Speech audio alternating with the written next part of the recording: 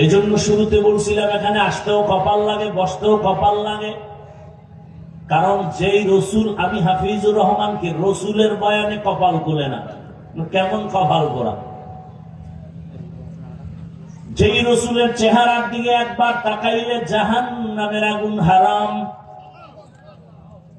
কেমন রহমতের নবী আমার, যেই রহমতের নবীর চেহারা একবার দেখবে পেটের ক্ষুধা থাকে না। কেমন রহমতের নবী, সেই রহমতের নবীকে 13 বছর দেখলো, বয়ান শুনলো, কালেমা পড়ে নাই। নাম জানেন এই বেঈমানের? গর্ব সুরত আদমি ইনসাবুদে আহমদ বু জাহলো হামেক সাবুদে। অন্যদিকে 27 বছরের এক যুবক তরবারি নিয়ে দৌড়ায় নবীকে জবাই করবে। কয় বছরে? 27 বছরের যুবক তরবারি নিয়ে দৌড়ায় আমার রসুলকে জবাই করার জন্য। কাছে গিয়ে নবীর চেহারা দেখে তরবারি ফালায় বলে, ইয়া রাসূলুল্লাহ, দয়া করে আমাকে মাফ করে দেন, কালেমা পড়ায় মুসলমান বানায় দেন। রসুলকে জবাই করতে গিয়া কালেমাওয়ালা হয়ে গেল। নাম কি? এর নাম কফাল। 13টা বছর বয়ান শুনলো, একই দস্তারখানে খাইলো, চেহারা দেখলো কালেমা পড়ে না, আবু জাহাল। এর নাম কফাল। আর 27 বছরের যুবক তরবারি নিয়ে রসুলকে জবাই করতে গিয়া কালেমাওয়ালা হয়ে গেল। এর নাম কফাল। সেই কপালওয়ালা এত দামি হয়ে গেল, 5 মিনিটের ব্যবধানে তরবারি নিয়ে বাইতুল্লাহর পার্শ্বে হাতিমে কাবায় দাঁড়ায় বলে, বেঈমানের আয়, মোহাম্মদের বিরুদ্ধে কথা বলবি, আমার তরবারি তোর জন্য রেডি হয়ে গেছে। সেই ওমর এখন যে রাস্তা দিয়া চলে, শয়তান রাস্তায় আসে না। চিন্তা করতে পারেন, নবীরে জবাই করবে আর এখন তাকে শয়তান ভয় পায়। ওমর যেই রাস্তায় চলে শয়তান নাই, শয়তান ভয় করে। একটা যুবক মদের বোতল নিয়ে হাঁটতেছে রাস্তার মাঝে, ওমরের দেখেই ভয় পেয়ে গেছে, যদি ওমর পায় আমার কল্লা ফেলে দিবে, তরবারি কথার আগে রেডি। এমন তওবা করছে, ও আসমানের মালিক, তুমি আর আমার ওমর থেকে বাঁচাও, আমি আর জীবনে মদের বোতল হাতে নিব না। যুবক মদের বোতল নিয়ে দাঁড়ায়, ফালাইতেও পারে না, ওমরের নজর হয়ে গেছে। কাছাকাছি আইয়া কয় ওমর, এই যুবক বোতল দে। বোতলের ভেতরে কি? ভয় পায়, দেয় না, কয় ভয় পাও কেন, দে। যুবক এমন মানসিক ভাবে দুর্বল হয়ে তওবা করে বোতল দিল। ওমর তাকায় দেখে বোতলের মধ্যে 1 ফোঁটা মদও নাই, পুরা বোতলটাই দুধে ভরা।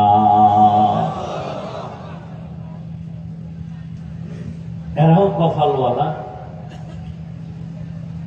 শুধু কি তাই, 1500 বছর পরে এখনো ওমরের নাম শুনলে কেমন জানি শরীরে কম্পন শুরু হয়।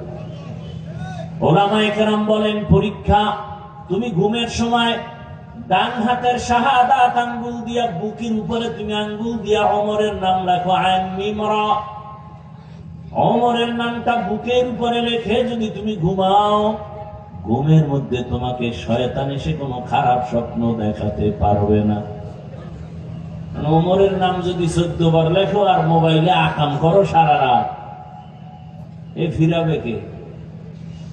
জিন্দেগি মে বন্দগি তু করনা হে, जिंदगी में बंदगी तू करना है, जिंदगी बे बंदगी शर्मिंदा है, जिंदगी बे बंदगी शर्मिंदा है। दुनिया में हो दुनिया का तलबगार ना हो, बाजार से गुजर हो खरीदार ना हो। ये दुनिया एक मिसल कागज फूल है, ये दुनिया एक मिसले कागज फूल है। जिंदगी में बंदगी तू करना है, जिंदगी बे बंदगी शर्मिंदा है, जिंदगी बे बंदगी शर्मिंदा है। কপালওয়ালা জানি না এই ময়দানে ওমরের মতো কপালওয়ালা কারা, আবার আবু জাহালের মতো কপালওয়ালা কারা জানি না। বয়ান জানে, বয়ান শুনিয়ে তারপরও মোনাজাত না দিয়া রাস্তায় গিয়া শুধু বিরোধিতা করে এমন বেয়াদব আছে না নাই? আর একদল ওমরওয়ালা কপাল এখানে বসে হঠাৎ করে তার গুনার কথা মনে পড়ে যাবে, আল্লাহর কাছে কান্না করবে, হে মালিক, জীবনে তো কম গুনাহ করি নাই, মনে চাইছে তো গুনাহ করে ফেলেছি, মনে চেয়েছে দাড়ি রাখবো না রাখি নাই, মন বলেছে নামাজ পড়বো না পড়ি নাই, মনে চাইছে পার্কে যাব দৌড়ায় গেলাম, মনে চাইছে আড্ডা দিব নারীদের নিয়ে আড্ডা দিলাম। ও আল্লাহ, কোন দিন মরণ হবে জানা নাই, আজ তুমি দয়া করে বেহেশতের প্যান্ডেলে নিয়ে আসছো, তওবা করে নিলাম, মরে যাব আর গুনার কাছেও যাব না, এমন তওবা করে বিদায় হবে, ফজরে মসজিদে গিয়া হাজির হয়ে যাবে। আতিনা ফি দারে দুনিয়া না হাসান, আতিনা ফি দারে উকবা না হাসান। হেদায়েতের মালিক কে? আরো আস্তে করে বলেন, মান ইয়াহদিল্লাহু ফাহুয়াল মুহতাদ ওয়া মান ইউদ্লিল ফালান তাজিদ লাহু ওয়ালিয়াম মুরশিদা। আল্লাহ যাকে হেদায়াত দিবেন সে পেয়ে যাবে, যার কপাল খারাপ ও হেদায়াত পাবে দূরের কথা, হেদায়াত পাওয়ার কোন মুর্শিদও পাবে না। মুর্শিদ মানে পথ দেখানেওয়ালা, পথ ও প্রদর্শক। কপাল বড় খারাপ। দোয়া করি আল্লাহ ওমরওয়ালা কপাল আমাদের দান করেন। আর জোরে বলেন, ইয়া ইলাহি মুঝসে মুঝকো দূর কর, তাকে দেখো মুঝ মে তুঝকো এক নজর। আল্লাহ বলেন, যারা আমি আল্লাহর আদালতে দাঁড়াইয়া হিসাব দেওয়ার ভয় দুনিয়াতেই গুনাহ থেকে নিজেকে বাঁচাবে, আমি আল্লাহ ওয়াদা করলাম তাকে বিনা হিসাবে জান্নাত দিয়ে দিব। গুনাহ তো করেই ফেলেছি, আল্লাহ কয় তোরে আমি নৈরাশ করলাম না, ফিরায় দিলাম না, গুনাহ করেই ফেলেছো, এখন আমার থেকে তওবা কর। তওবার দরওয়াজা সব সময় খুলে রাখলাম, তওবা করবি, আমি তোর জীবনের গুনাহ মুহূর্তে মাফ করে তোকে জান্নাতি বানায় দিব। তওবার দরজা খুলে রাখলাম। আয় আল্লাহর আদালতে দাঁড়াইয়া হিসাব দেওয়ার ভয়ঙ্করে জমা করো। কেন বলে আল্লাহর আদালতটা বড় ভয়ঙ্কর হবে। আল্লাহর আদালতের নাম কিয়ামতের আদালত।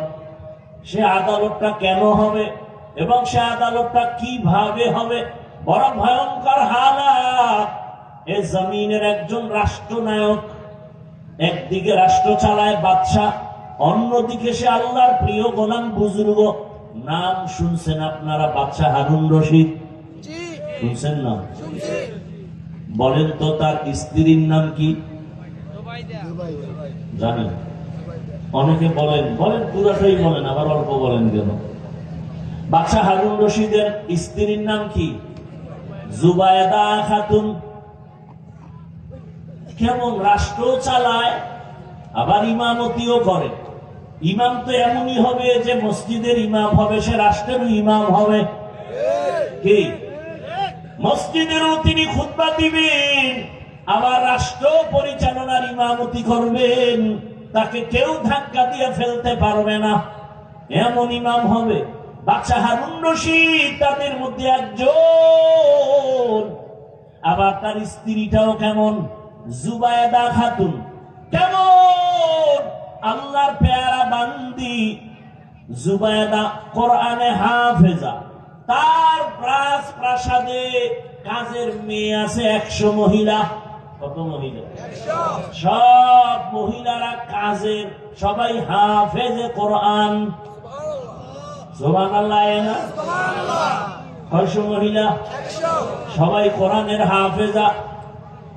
জুবায়েদা খাতুন সিদ্ধান্ত নিলেন, আমার বাড়ির আঙ্গিনায় 24টা ঘন্টার সেকেন্ডে সেকেন্ডে সেকেন্ডে আল্লাহর কোরআনের তেলাওয়াতের আওয়াজ বের হবে। আর সারা বছর মুসলমানের ঘরে কোরআনের তেলাওয়াতের আওয়াজ নেই। মোবাইল আছে, চাইলে তো যুবক একটু তেলাওয়াত শুনতে পারে, মক্কা মদিনার ইমামের তেলাওয়াত।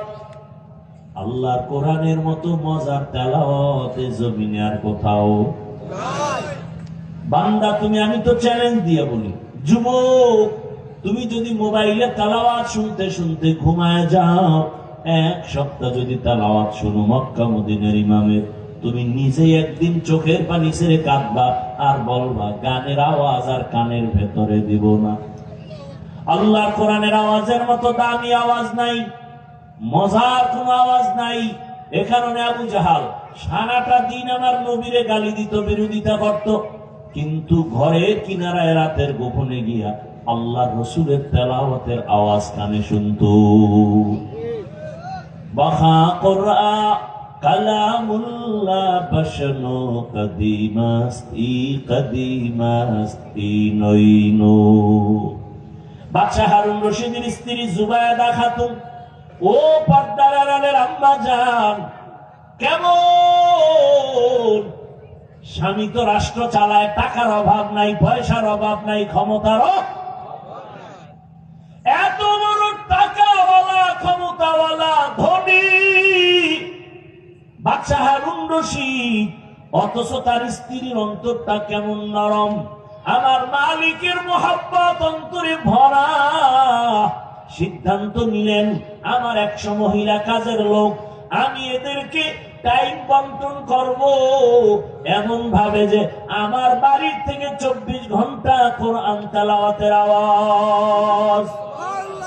100 মহিলাকে ভাগ করে দিলেন, তুমি এই টাইম তেলাওয়াত করো, এরপরে কাজে যাও, এরপরে আরেকজন নারী এই কাজে যাও, এরপরে আরেকজনে তেলাওয়াত করো, এরপরে তুমি কাজে যাও। এভাবে ভাগ ভাগ করে দিলেন। জুবায়েদা খাতুন আল্লাহর কাছে এত দামি হয়ে গেলেন, বলবো একদিন স্বপ্ন দেখে জুবায়েদা খাতুন বাইতুল্লাহর সামনে দাঁড়ানো। কোথায় দাঁড়ানো? আপনারা এরকম স্বপ্ন দেখেন? আপনি দেখেন সন্দ্বীপের কোনানে আড্ডা আছে, সেখানে দাঁড়ানো, অমুক পার্কে দাঁড়ানো। জুবায়েদা খাতুন স্বপ্ন দেখে আমি বাইতুল্লাহর পার্শ্বে দাঁড়ানো। খেয়াল করিয়েন কিন্তু। আর চতুর্দিক থেকে সারা বিশ্বের মানুষ এসে এসে জুবায়েদার সাথে জেনা করে। নাউজুবিল্লাহ বলবেন না? কত খারাপ স্বপ্ন, কিন্তু ব্যাখ্যা তো কঠিন, ব্যাখ্যা অনেক কঠিন। এজন্য স্বপ্ন কারো কাছে বলা উচিত না, নিষেধ। স্বপ্নের ব্যাখ্যা যারা জানে তাদেরকে বলা উচিত।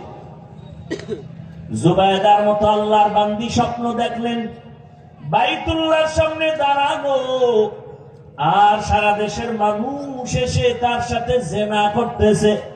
দেখা জুবায়েদার ভয়, কি দেখেছি, একদম বাইতুল্লাহর মতো জায়গায় আমি দাঁড়ানো, যেই বাইতুল্লাহর দিকে তাকাইয়া থাকলেই সওয়াব আর সওয়াব, কিন্তু কপাল বুঝি খারাপ। কি দেখলাম, যে সারা দেশের মানুষ আমার সাথে জিনা করে, কিন্তু মন্তব্য করা যায় না, ব্যাখ্যা নিতে হবে। ব্যাখ্যা কোথা থেকে নিব? জগৎ বিখ্যাত স্বপ্নের ব্যাখ্যা করনেওয়ালা আল্লামা ইবনে সিরিন রহমাতুল্লাহ আলাইহি লোক দিয়া পাঠায়, যাও স্বপ্নের ব্যাখ্যাকারী জগৎ বিখ্যাত আলেম তার কাছে যাও, যাইয়া এরপরে তুমি এই স্বপ্নটার কথা তার কাছে বলবা, তবে আমি জুবায়দার নাম বলবা না। বলবা জনৈক কেউ স্বপ্ন দেখছে এমন। তো লোক গেছে। আমার আয়াতের আলোচনা এর একটা অংশ হিসেবে ঘটনাটা টানলাম। হারুন রশিদের ঘটনা বলবো। মূল কথা প্রসঙ্গে তার স্ত্রী কেমন আল্লাহওয়ালা একজন রাষ্ট্রনায়ক, তার স্ত্রী এমন হওয়াই উচিত। তাহলে দেখবেন ভেতরেও অন্যায় হবে না, বাহিরেও অন্যায় হবে না। ব্যাখ্যা নেওয়ার জন্য আল্লামা ইবনে সিরিনের দরবারে হাজির। হযরত, একজন আল্লাহর বান্দি এরকম স্বপ্ন দেখছে, ব্যাখ্যা নেন। ইবনে সিরিন বলে, যে দেখছে তার নাম বলো। তাই নাম বলা নিষেধ। ইবনে সিরিন বলে, ব্যাখ্যা দেওয়াও নিষেধ। যাও, কারণ স্বপ্ন যে দেখবে তার কোয়ালিটি বুঝতে হবে, এরপরে ব্যাখ্যা হবে। কি যে যেমন তার ব্যাখ্যাটা তেমন হবে। একজনের স্বপ্ন দেখছে রাসূল উলঙ্গ অবস্থায় ডাস্টবিনে পড়ে আছে। নাউজুবিল্লাহ, আসে না? ইন্ডিয়া না, কিন্তু আমরা দেশের কোন এক বুজুর্গ, ল্যাংটা বুজুর্গ, মুজাদ্দিদে জামান, আন্তর্জাতিক বেঈমান, স্বপ্ন দেখছে রাসূল নাকি উলঙ্গ, তাও আবার ডাস্টবিনে পড়া। এর ব্যাখ্যা কি? নবী কয়, এই ইসলাম মরে গেছে, তোর হাতে ঝান্ডা দিলাম, তুই নতুন করে এটার উপরে উঠা। ভালো করে একটা পয়েন্ট মনে রাখবেন, কোন বেনামাজির হাতে আল্লাহ ইসলামের ঝান্ডা দিবেন না। ভালো করে মনে রাখবেন, লিখে রাখবেন। আল্লাহ দুশ্মনের হাতে আল্লাহ ইসলামের ঝান্ডা দিবেন না, কখনো দিবেন না। এইবার আবার ঘুরে ফিরে আইছে। ম্যাডাম, নাম না বললে ব্যাখ্যা দিবে। এখন পড়লো আরো চাপে, কি করি? সারা দুনিয়ার মানুষ জেনে ফেলবে। এক পর্যায়ে ভেবে বলে, যাও আমার নামটা বলো। এবার বাহক গিয়া নাম বলেছেন। বাদশাহ হারুন রশিদের স্ত্রী জুবায়দা স্বপ্ন দেখেছে। স্বপ্নের ব্যাখ্যাকারী ইবনে সিরিন মুস্কি হাসলেন আর বললেন, জুবায়দার মতো কপালওয়ালা মানুষের বড় অভাব। জুবায়দা স্বপ্ন দেখলো বাইতুল্লাহর পাশে দাঁড়ানো, সারা দুনিয়ার মানুষ এসে জেনা করে। আর ব্যাখ্যা কি? জুবায়দার কপাল বড় ভালো।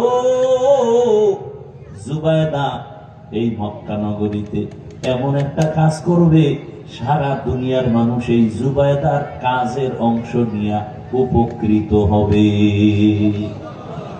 আর জুবায়দাকে কিয়ামত পর্যন্ত মানুষ স্মরণ করবে।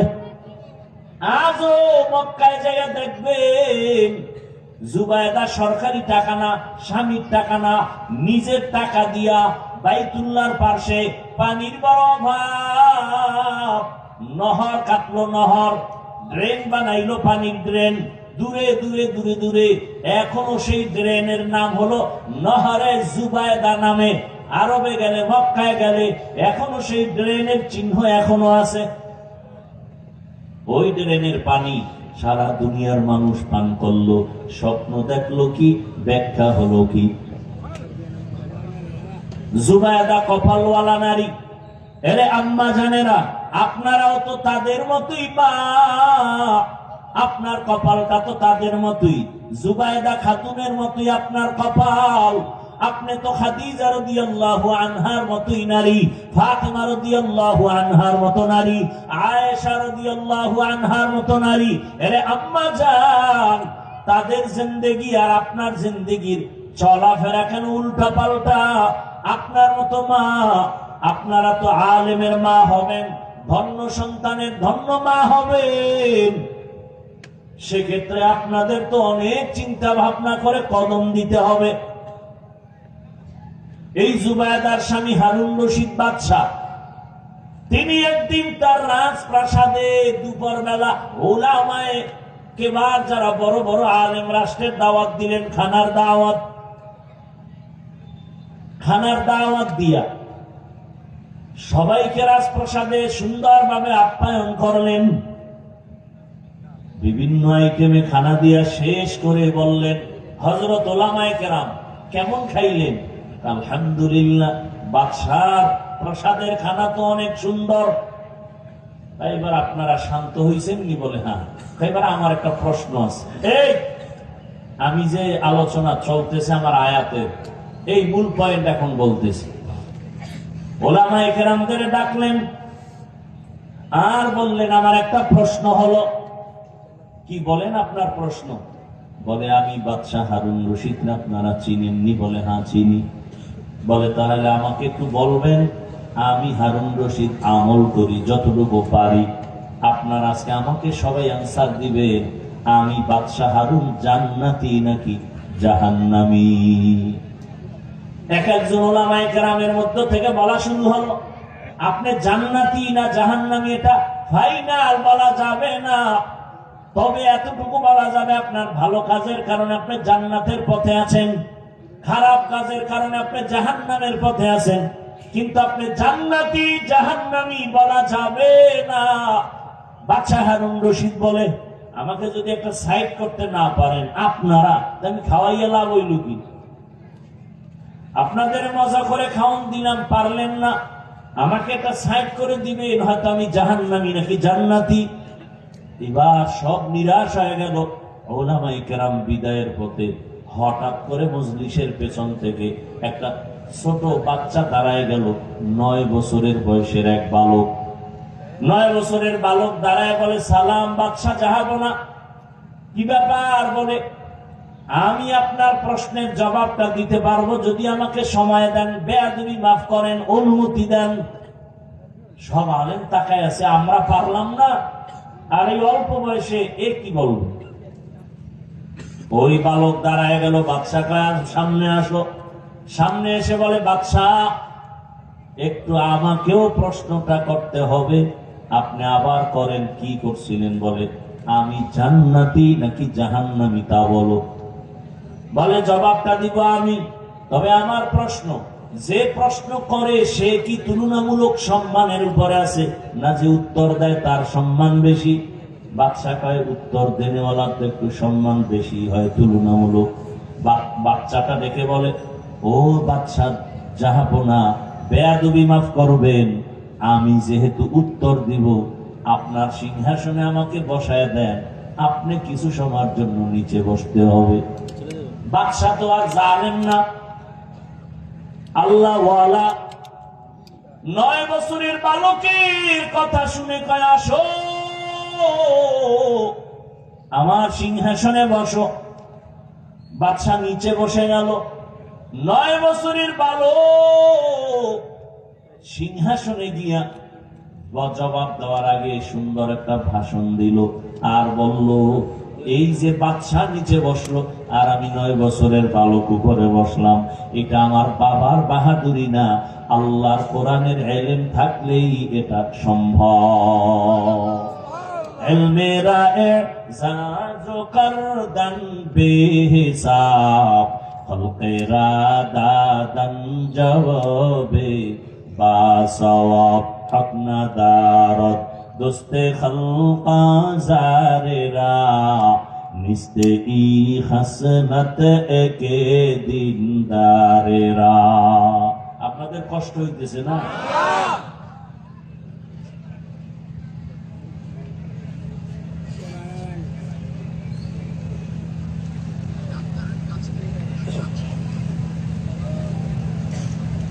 ইউসুফ মেম্বার সাহেব একজন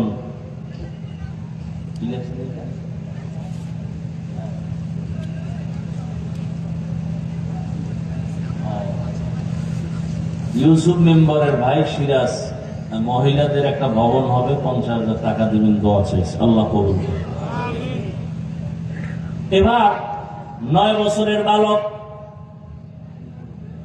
ডাক দিয়া বলে, বাদশা আপনি যে প্রশ্ন করলেন আপনি জান্নাতি না জাহান্নামী, আমি জবাব দেওয়ার জন্য সিংহাসনে বসলাম। এবার আমার প্রশ্ন হলো, আপনি একটু বলেন, আপনি চোখ দুইটা বন্ধ করে আপনার ইতিহাসের দিকে তাকান, আপনার জীবনে এমন কোন ঘটনা কি হয়েছে যে আপনার সামনে সুন্দরী মেয়েরা দাঁড়ানো, সুন্দরী রূপসী মহিলা দাঁড়ানো, আপনি একা, কেউ নাই, চাইলেই আপনি গুনাহ করতে পারতেন, জিনা করতে পারতেন, কিন্তু আপনি আমার আল্লাহর দিকে তাকায় সে গুনাহ করেন নাই। বাদশাহ হারুন রশিদ বলে, এর তো ভুরি ভুরি ঘটনা হয়েছে, সীমাহীন। আমার সামনে কত আমার রাষ্ট্রের সুন্দরীরা সামনে হাজির, কেউ নাই, তার আবদার নিয়ে আসছে, সমস্যা, অর্থের সমস্যা, বিভিন্ন কারণে, কিন্তু আমি আল্লাহর ভয়ে ওই গুনার সুযোগ পেয়েও গুনাহ করি নাই। ওই বালক ডাক দিয়া বলে, আল্লাহর উপরে ভরসা করে আমি বলে দিলাম, আপনি বাদশাহ হারুন রশিদ পরিপূর্ণ জান্নাতি। সব আলেমের মাথা গরম, আমরা সবাই ব্যর্থ। এই 9 বছরের বালককে জবাব দিল। সব আলেম চিল্লায় বলে, বলো তোমার হাতে কি দলিল আছে? বলে, আমি মন গড়া বলি নাই, আল্লাহর কোরআনের আয়াত দিয়ে দলিল দিচ্ছি, শুনে নেন। ওয়া আম্মা মান খাফা মাকাম রাব্বিহি ওয়া নাহান নাফসা আনিল হাওয়া ফাইন্নাল জান্নাতা হিয়াল মাওয়া। আল্লাহ ওয়াদা করেছেন, যে গুনাহ থেকে নিজেরে দূরে রাখবে, গুনাহ থেকে যে নিজেকে বাঁচায় রাখবে, নিজের প্রবৃত্তিকে কন্ট্রোলে রাখবে, আল্লাহ ওয়াদা করেছেন তাকে আমি বিনা হিসাবে জান্নাত দিব। আর কে দারাত খৌফে হকদার দিল মাদাম জান্নাতুল মাওয়া দেহাত উতরা মাকাম।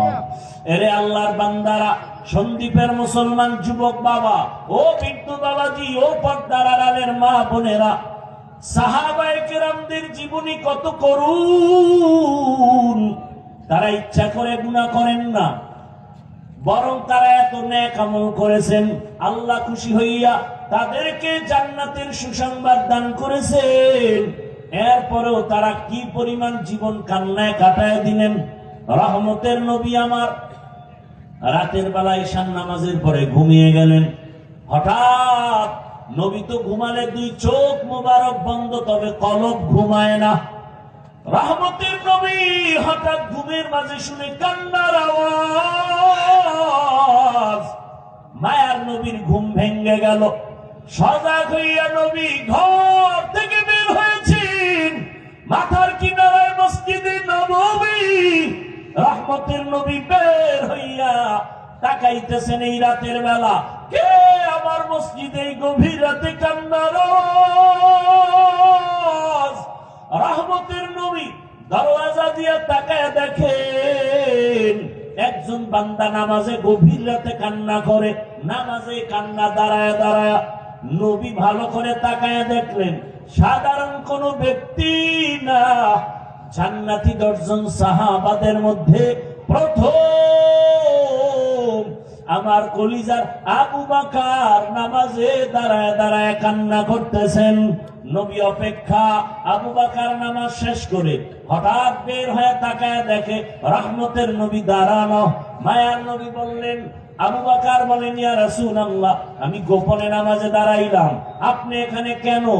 আবু বকরের কথায় রহমতের নবী বললেন, ও আবু বকর, তোমার কান্না আমাকে এখানে হাজির করেছে, তুমি কান্না করেছো। আরে নামাজের মধ্যে কান্নার কারণ কি? আবু বকর বলেন, একটা আয়াত আমাকে কান্নার মধ্যে ফেলে দিয়েছে। কি আয়াত? ইন্নাল্লাহা আশতারা মিনাল মুমিনিনা আনফুসাহুম ওয়া আমওয়ালাহুম বিআন্না লাহুমুল জান্নাহ। আল্লাহ বলেন, মুমিনের জান মাল আমি কিনে নিয়েছি, বিনিময়ে মুমিনের জান্নাত দিয়েছি। নবী বলেন, এটা খুশির কথা, এখানে কান্না কেন? আবু বকর বলেন, আমি তো গভীরে চিন্তা করেছি নবী, আবু বকরের তো চিন্তা অনেক গভীর। ইজা জাআ নাসরুল্লাহ, এ সূরা নাযিল হয়েছে, সাহাবায়ে কেরাম আনন্দ, কিন্তু আবু বকর চোখের পানি ছেড়ে কান্না করেন। জিজ্ঞাসা করা হয়, আবু বকর কাঁদো কেন? বলে, তোমার সুসংবাদ আর আনন্দের মধ্যে আমি তো কান্নার আওয়াজ দেখতেছি, কারণ রহমতের নবীর বিদায়ের সুসংবাদ এখানে আছে। নবী চলে যাবেন, আমার এই দিকে মন চলে গেছে কান্নার আওয়াজ। ও নবী, যদিও খুশির কথা, আল্লাহ মুমিনের জান মাল কিনে নিয়েছেন, মুমিনের জান্নাত দিয়েছেন। ও নবী, আপনি জানেন আমি একটা ব্যবসার দোকানদারি করি। আমার কাছে আজকে এক মহিলা আমার দোকানে আসিয়া বহুদিন আগের কিনা একটা কাপড় ফিরায় টাকা নিয়ে গেল। বিদায় বেলা বললাম, আম্মা জান, আপনি কাপড় ফিরায় দিলেন, তার কারণ কি? মহিলা বলে, তোমার দোকানের কাপড় আমার পছন্দ হয় নাই, আগেই দেওয়ার কথা, সময়ের কারণে আসতে পারি নাই, এখন দিয়ে চলে যাচ্ছি। ইয়া রাসূলুল্লাহ, আমার ভয় অন্তরে জমা হয়ে গেছে। হাসরের ময়দানের কথা আমার মনে পড়ে গেছে। যেই হাসরের ময়দানের কথা নবী আপনিই বলেছেন, এমন ভয়ঙ্কর হবে হাসরের মাঠ, যেই মাঠের মধ্যে নারী পুরুষ সবাই উলঙ্গ দাঁড়াবে। নবী আপনি তো বয়ান করে কেঁদেছেন, এত কান্না করেছেন আপনি। হাসরের মাঠ কত ভয়ঙ্কর হবে ইয়া রাসূলুল্লাহ, আপনিই বলেছেন নারী পুরুষ সব উলঙ্গ দাঁড়াবে। আল্লাহর নবী আপনিই বলেছেন হাসরের ময়দান এতটা ভয়ঙ্কর হবে, কেউ কারো দিকে তাকাবার পর্যন্ত হুঁশ হবে না। অন্যদিকে আমার আল্লাহ হাসরের মাঠ কায়েমের পর অর্ডার করবে, রে সূর্য কাছে নেমে আসো, যত তাপ তুমি জমিনে ছেড়ে দাও। সূর্যের এত গরম, সূর্যের গরমে মাটির জমিনটা তামা হয়ে যাবে, মানুষগুলো ছটফট করবে, কলিজা ফাটা কান্না। সূর্যের গরমে মাথার মগজগুলো ভাতের মারের মতো ফুটতে থাকবে। ও রহমতের নবী, আপনি বলেছেন অপরদিকে জাহান্নামের চিৎকারের আওয়াজ, জাহান্নাম এত জোরে চিল্লানি দিয়ে বলবে, আল্লাহ, বেনামাজি গুনাহগার গুলো কই? আমার পেটে দাও, আমার পেটে ক্ষুধা।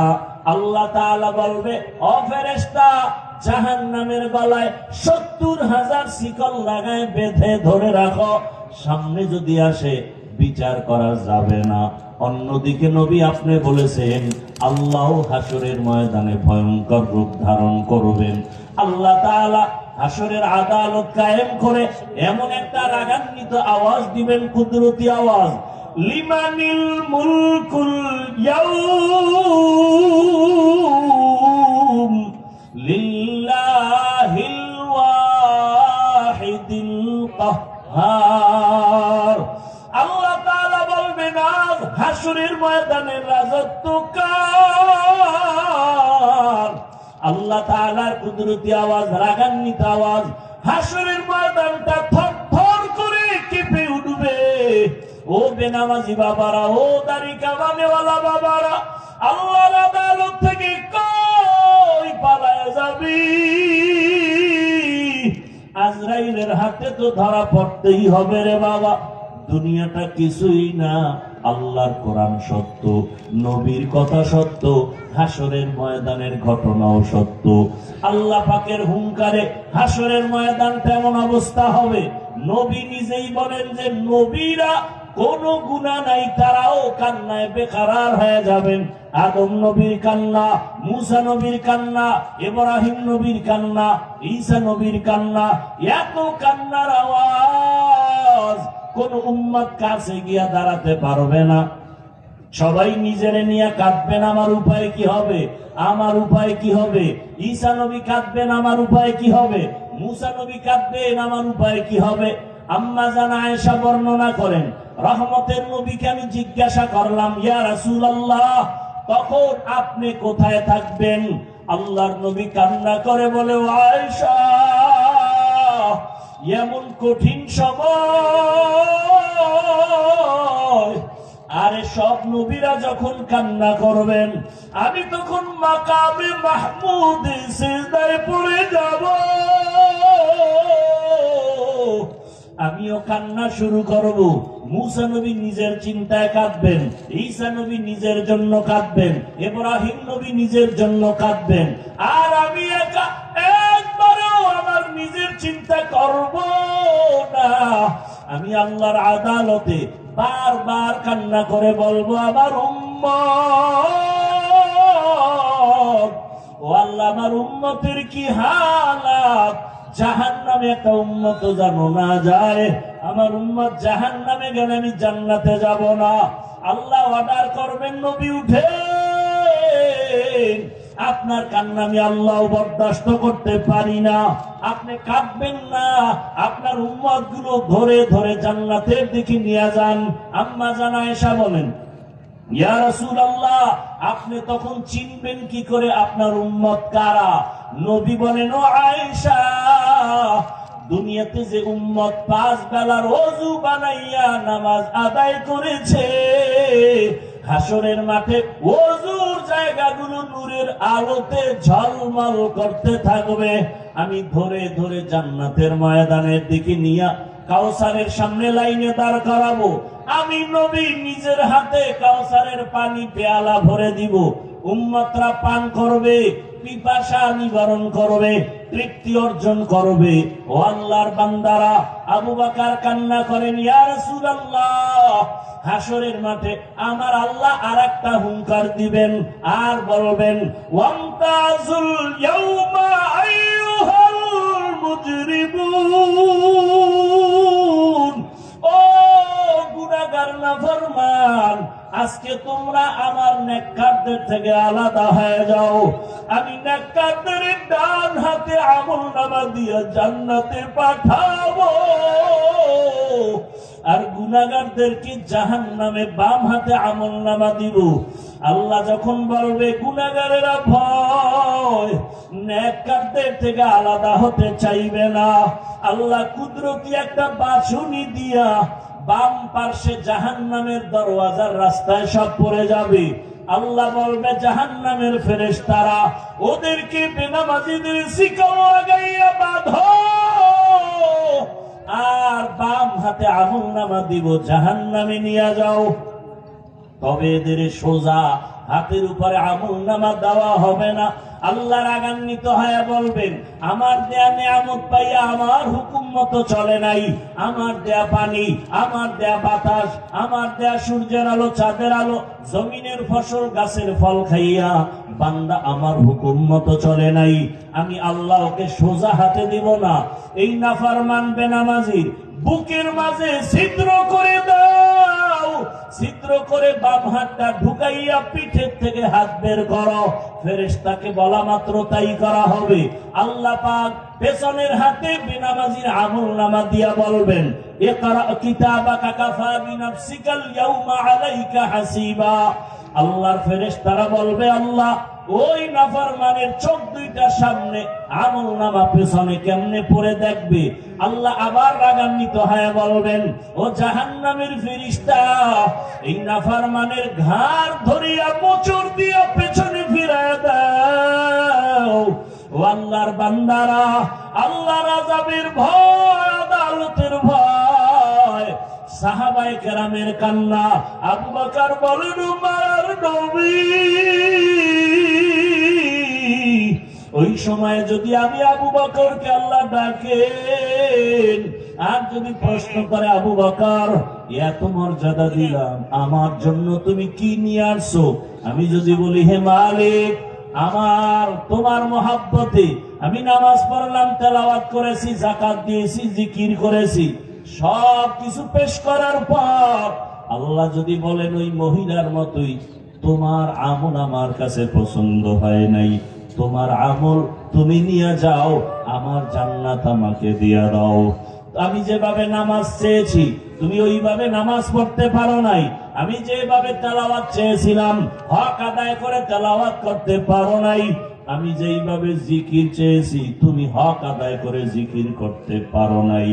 ও আমার সন্দীপের বাবারা, ও আমার কলিজার যুবক, পর্দার আড়ালের মা বোনেরা, সাহাবায়ে কেরামের আমল ইলম কত সুন্দর, তাদের নামাজ কত সুন্দর, তেলাওয়াত কত সুন্দর, জিকির কত সুন্দর, তাদের তাকওয়া কত সুন্দর।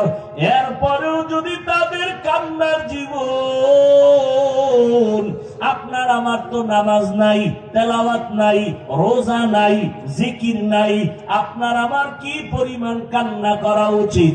কপাল বুঝি খারাপ, পাথরের থেকেও দিলটা শক্ত হয়ে গেছে, চোখে পানি নাই। ও আল্লাহর বান্দা, গুনার কথা স্মরণ করে তওবা করো, আল্লাহকে মনে মনে বলো, ও আল্লাহ, জীবনে গুনাহ কম করি নাই, আর গুনাহ নিয়ে কবরের বিছানায় যেতে চাই না। এই সাগরের মাঝে কত মানুষের প্রাণ চলে গেল, কয়েকদিন আর বাঁচবারই যুবক, মনের আশা মিটায় তো গুনাহ কম করলা না, এখনো কি তওবা করবা না? আল্লাহর কাছে তওবা করো। তোমার মতো কত যুবক এখনো জেনারেল লাইনে থাকিয়াও নামাজ ছাড়ে না, বলো তুমি কেন পারবা না রে বাবা? তোমার মতো যুবক চাকরি করে, ব্যবসা করে, নামাজ পড়ে, তুমি কেন পারো না? ও ব্যবসায়ী বাবারা, চাকরিজীবী বাবারা, আপনাদের মতো কত বান্দা চাকরি ব্যবসা করে, নামাজও পড়ে, বলেন আপনারা কেন পারবেন না? ও পর্দার আড়ালের মা বোনেরা, কয়দিন দুনিয়ায় বাঁচবেন? আপনার মতো কত মা পর্দা করে, নামাজ পড়ে, এখনো স্বামীর মাল হেফাজত করে, বেপর্দায় চলে না, মোবাইলে সময় নষ্ট করে না। আম্মা জানেরা কেন পারবেন না? এখনো সময় আছে, তওবা করেন। সন্তানটাকে আদর্শবান বানায় যান। সন্তানের ব্যবহারে কোনদিন যেন মা বাবা, মুরব্বী, ওলামায়ে কেরাম, শিক্ষকেরা কষ্ট না পায়। আবু বকরের চোখের পানি, রহমতের নবীও চোখের পানি ছেড়ে কান্না করলেন। আল্লাহ পাক ওই হাসরের ময়দান কায়েম করবেন ইনসাফের বিচার করার জন্য। ওই ভয় অন্তরে জমা করো, আর 2 ফোঁটা চোখের পানি ছেড়ে অন্তরে আমার মালিকের ডাক দাও, হে মালিক, এই ময়দানে আমার মতো গুনাহগার কেউ নাই, আমার গুনার খবর মা বাবা ভাই বোন কেউ জানে না রে আল্লাহ। আমার গুনার কারণে আমার হাত না পাক, আমার চোখ না পাক, আমার জিহ্বা না পাক, অন্তর না পাক। ও আল্লাহ, আজকে থেকে তওবা করে নিলাম, মরিয়া গেল নামাজ ছাড়বো না, দাড়ি কাটবো না, বেপরদায় চলবো না, মা বাবার সাথে বেয়াদবি করবো না, ওলামায়ে কেরামের দোয়া নিয়া, মা বাবার দোয়া নিয়া, শিক্ষকের দোয়া নিয়া, নবীর তরিকা মেনে চলবো। তওবা যদি করতে পারো, আমার আল্লাহ সাথে সাথে কবুল করে ফেলবেন। আমি শুরুতেই বলেছিলাম, আবু জাহালের কপালওয়ালা জানি না কেউ আছে নাকি? ওমরওয়ালা কপালওয়ালা কারা জানি না। ও আমার যুবক, বৃদ্ধ বাবাজি, পর্দার আড়ালের মা, অন্তর থেকে তওবার নিয়ত করে আল্লাহকে বলো আর ক্ষমা চাও। হায়াতের মালিক, রিজিকের মালিক, ইজ্জতের মালিক আমার আল্লাহ। ও আল্লাহ, এই ময়দানের সবাইকে ওমরওয়ালা কলব দান করেন, তওবাওয়ালা জিন্দেগি দান করেন। আর গুনাহ করব না, আর নাফরমানি করব না, গুনাহ মুক্ত জীবন দান করেন, তওবাওয়ালা জিন্দেগি দান করেন, আদবওয়ালা জিন্দেগি দান করেন, নবীজির সুন্নাতওয়ালা জিন্দেগি আমাদের দান করেন। আয় আল্লাহ তাআলা, আপনার গোলাম হিসাবে আমাদের কবুল করে নেন। আলহামদুলিল্লাহি রাব্বিল আলামিন, والصلاة والسلام على سيد الأنبياء والمرسلين।